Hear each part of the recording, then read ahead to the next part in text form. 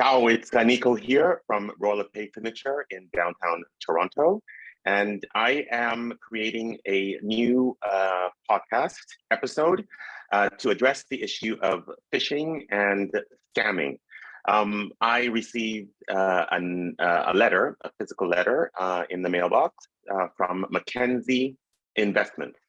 So in this podcast, I want to highlight the phishing attempts contained in the letter and offer you tips to avoid falling into a scam situation.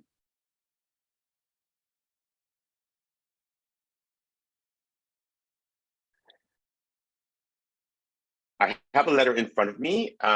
So it is Mackenzie Investments. This is to inform you, and I am named with my address as a holder of a mutual fund managed by Mackenzie Investments.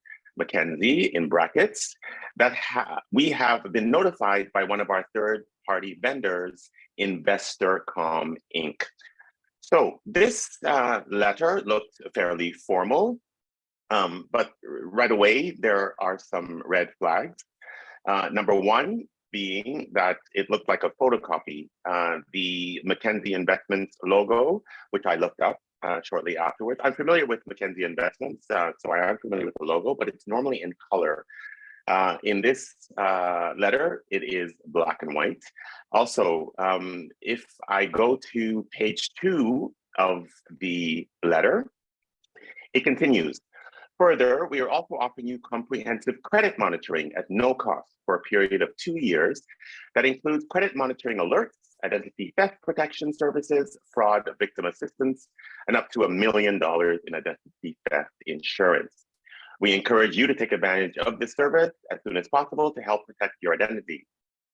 To activate your service, please visit, and they provide a website. There is the hook. So they provide a website that you go onto the website and provide information. They say that you'll be prompted to enter the following activation code. The activation code is provided in a letter. And once you do so, then it will go on, presumably, to obtain additional information from you.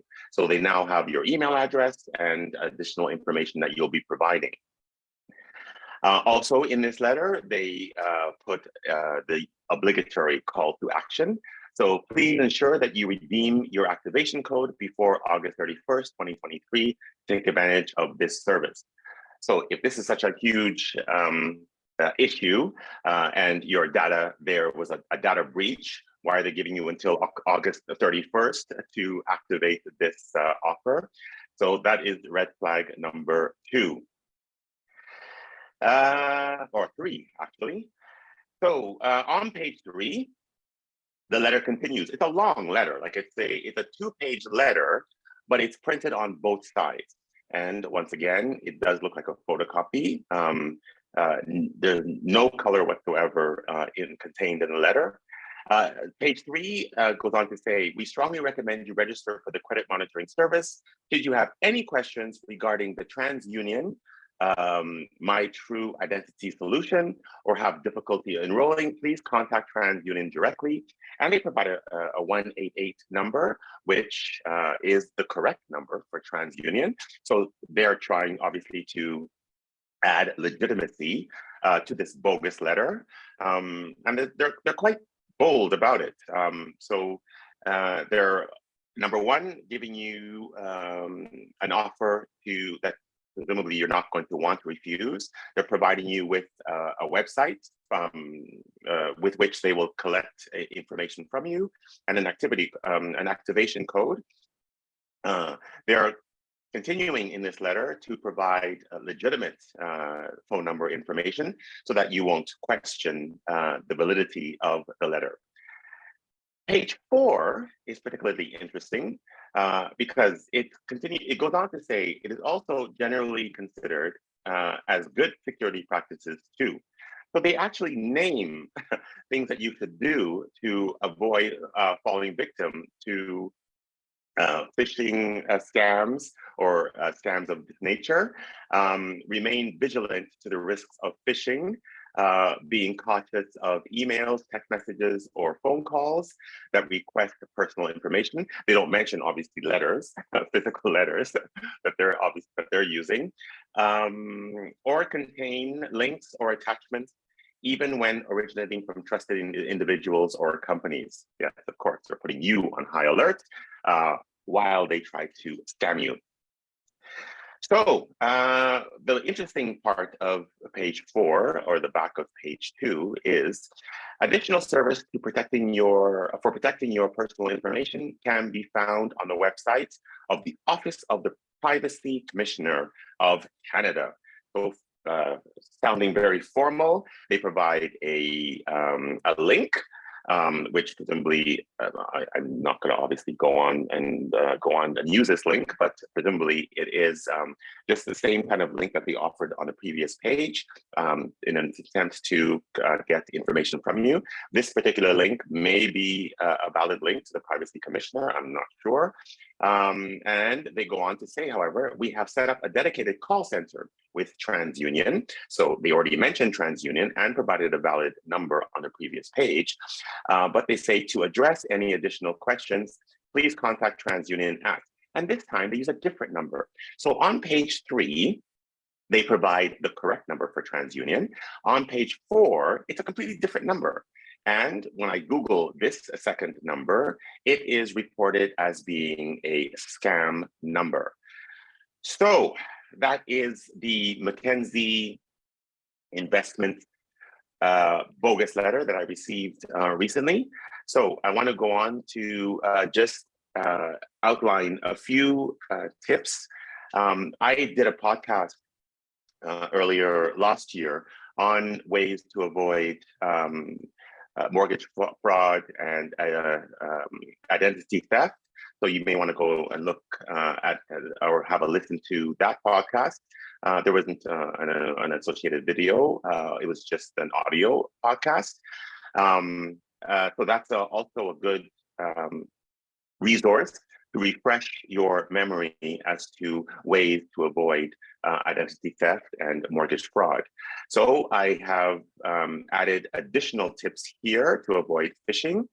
And there are 6 tips, which I'll read out for you now. Number 1, verify links before you click on them. Number 2, avoid sending sensitive information over email or text. Number 3, backup information so that you have another copy. Number 4, apply software updates and patches immediately, and that goes for your phone, your tablet, and your computer. Number 5, filter spam emails, unsolicited junk emails sent in bulk, and clear your physical mailbox or have someone clear it for you, and forward mail if you're going to be away from home for more than 3 weeks. And that just avoids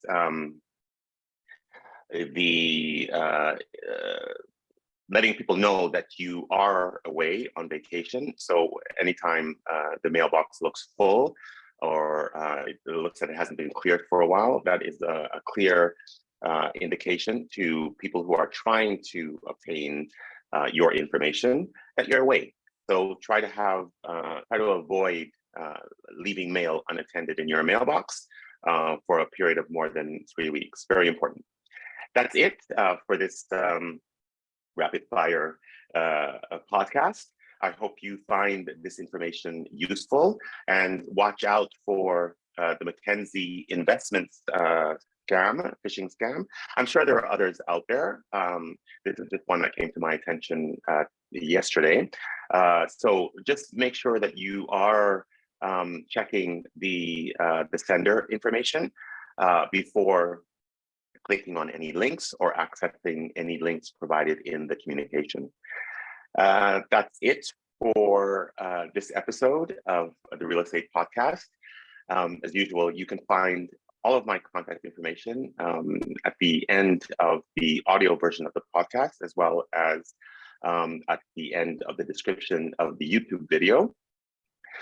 You could also reach out to me directly using my cell phone number or my email address. You could also access my website. So without further ado, I'll end this episode, wishing you a good continuation of your day. Ciao, ciao.